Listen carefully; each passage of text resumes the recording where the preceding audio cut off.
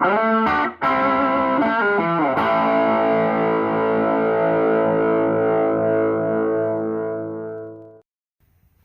everybody, welcome back to the channel. Today, figured I'd show y'all how to do wheel bearings on an old style setup. You know, where you got an inner and outer that's fully replaceable, adjustable, greasable. This F-150 here is a 10th generation F-150. This is the last generation on the F-150s where you could actually replace the wheel bearings individually, or repack them and send them on their way without having to buy a whole hub assembly and everything. So the removal is pretty self-explanatory. Take the tire off. You can just take your whole brake caliper assembly off as one piece without having to separate the caliper, and I'll show you the rest. So let's get started. All right, so I got one of the hubs off, well, one of the rotors off. We're going to remove the outer race first, and then the inner race. I already got the old bearing out. I cleaned it up just to make sure that it actually was the one that was real gritty, because I only bought one set of bearings.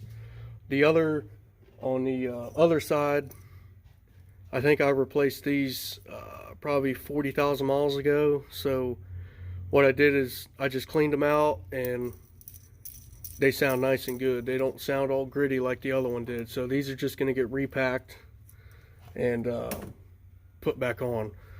But all right, we got just a regular punch, and then you're just gonna get to the edge of the race. All right, there we go. Flip it around and get the inner.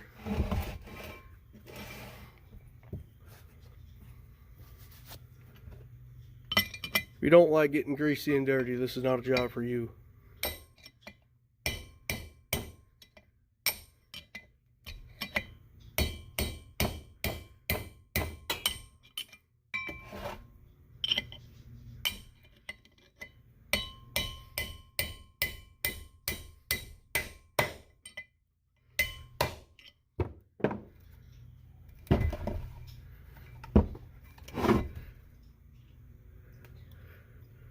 All right, so right now the race is farther out than it being level, so just kind of prop it up. There we go. All right, inner race. All right, so we're gonna try to get as much of that old grease out as possible. Another telltale sign that the bearings are no good is you'll smell burnt grease as soon as you remove those races, and also you'll see some heat checking in the bearing and in the race, which I'll show you here in just a minute.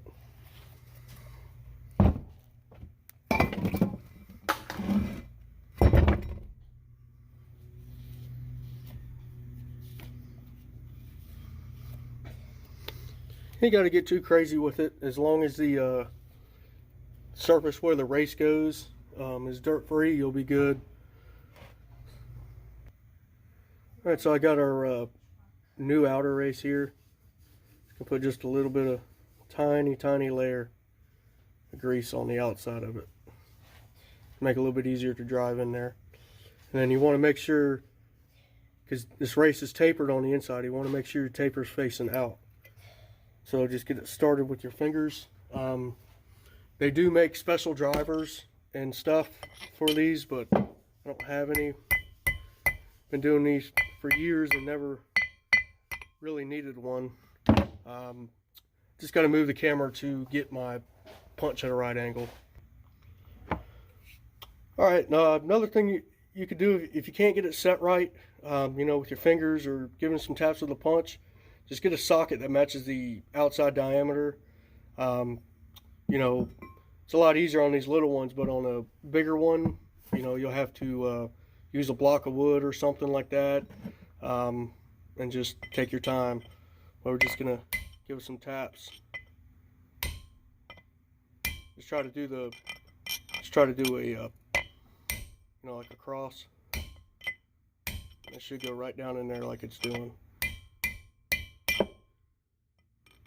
And then you're gonna, once you get to a certain point, there's gonna be a little edge.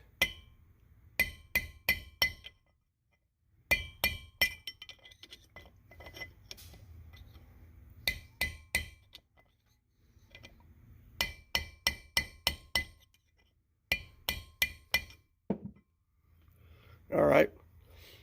And then if you're not 100% sure you're all the way down, just put your finger in at the inner part of the race and see if there's any gap. In this case, there's not. It's touching the shoulder, so we know we're in all the way.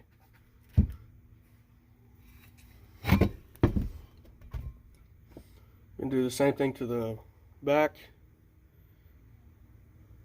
A little, real small layer of grease. And also, your taper is going to be facing out.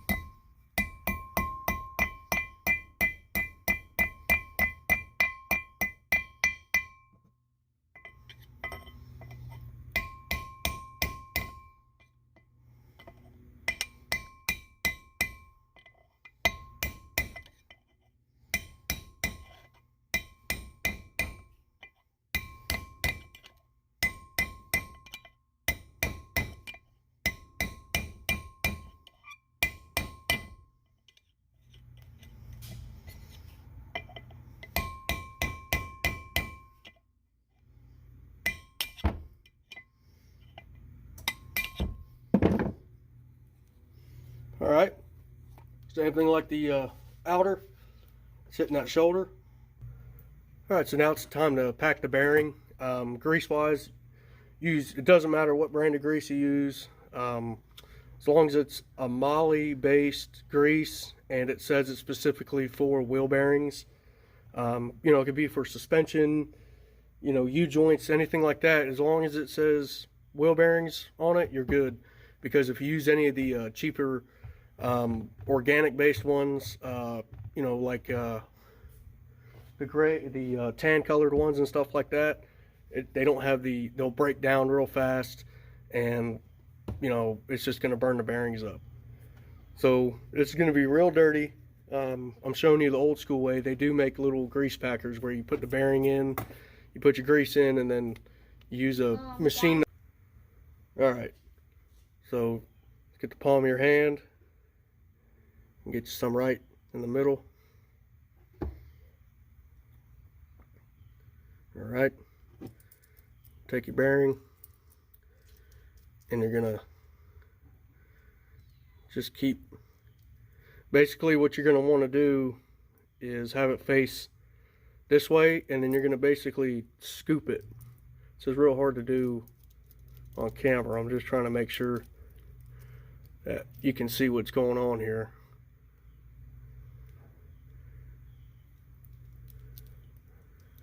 Yeah, screwed it up. I didn't screw it up. It's just gonna be a little bit messier than I wanted it to be. But okay, that's what they make hand cleaner for. And you can see you're kind of pushing it in there, and you're gonna, you know, when your hand starts getting clean, you know it's getting pushed up in there. So you're gonna take the excess, put it back in your other palm, and then you're gonna do the same thing to the front. So that way it's getting pushed in from both sides. And you just rotate it.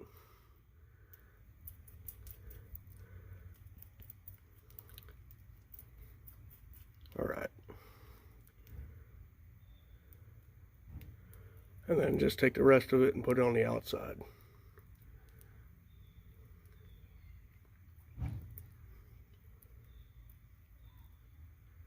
Rotate it.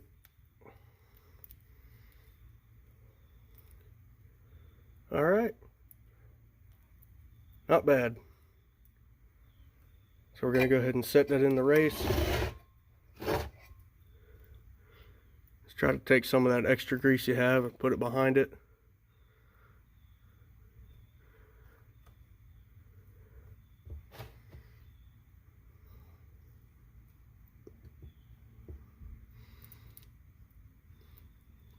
All right. Just wiping my hands off. All right, next thing we're going to do, I got a new grease seal. It isn't mandatory to put one in, but it's just a good practice to do. So, as you can see, it's just a lip on it, and you're just going to have it with the lip facing out.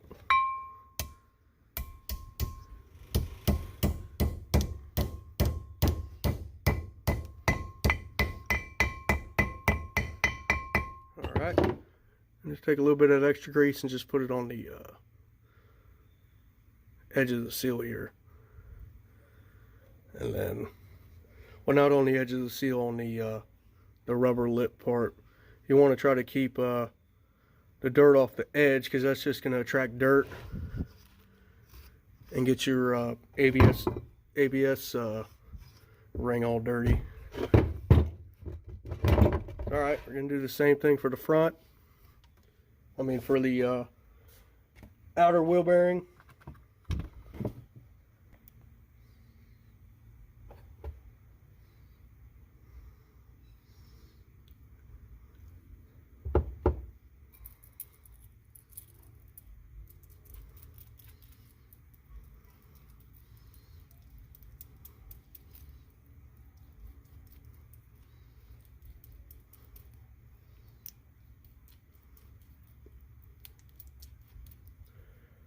While we're wasting time here, don't forget to like and subscribe.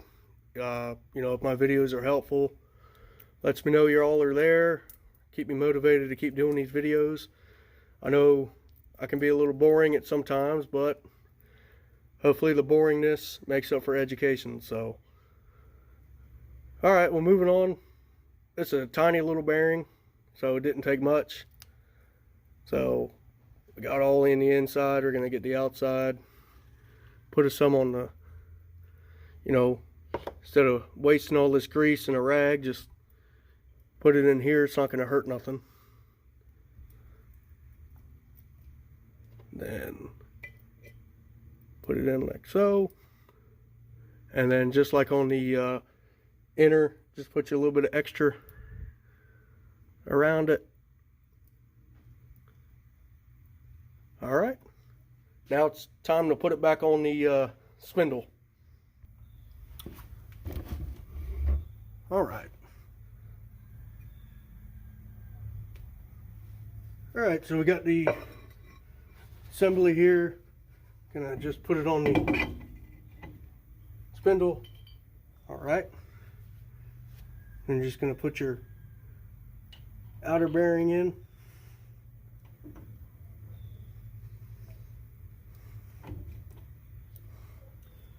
All right, then we got our retaining washer, then our nut.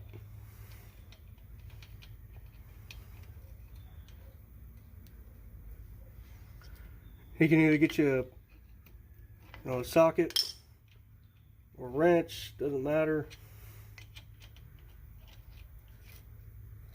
as long as it reaches in there. So we're gonna get it tight to make sure it's seated all the way in and that our races are in all the way. Good thing to memorize is, you know, if you have any threads sticking out on your spindle or not. So all right, we got it pretty tight. We're going to go a little bit more.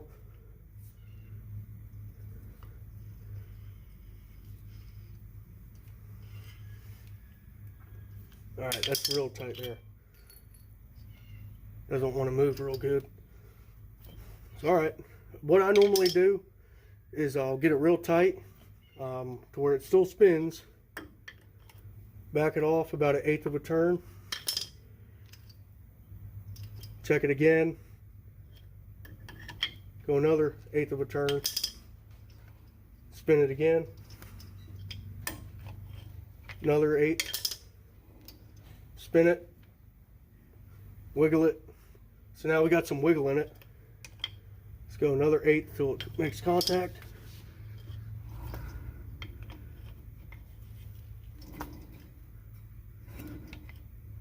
And then do it again. All right, so that's one way to do it. I'm going to show you another way. Off camera, I'm going to put the caliper assembly back on, put the tire back on, and we'll be able to still adjust it with the tire on, and that'll give us it'll be easier to spin. You know, we'll check our spin duration, wobble, everything better, and then have an exact adjustment on our wheel bearings. All right, so tire's on. Got the nut where we left it before the tire was on. So right now we're gonna spin it as fast as we can. We're gonna have a little bit of drag because of the caliper and brake pads in there.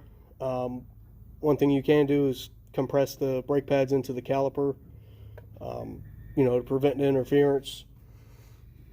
So let's get it spinning as fast as we can.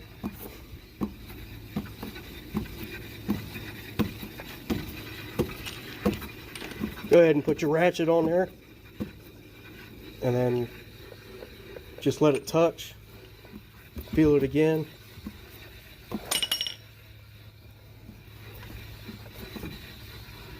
All right. Then next test is going to be the wiggle test. Kind of do up and down on it. You know, if your upper and lower ball joints are worn out, you know, it's going to click and move.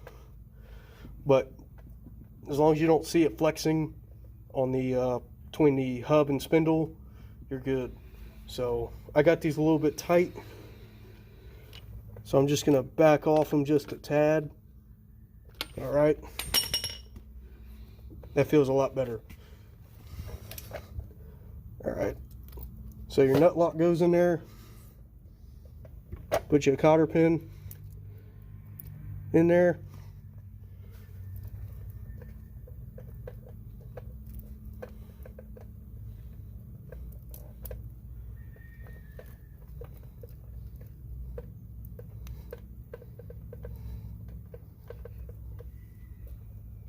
All right.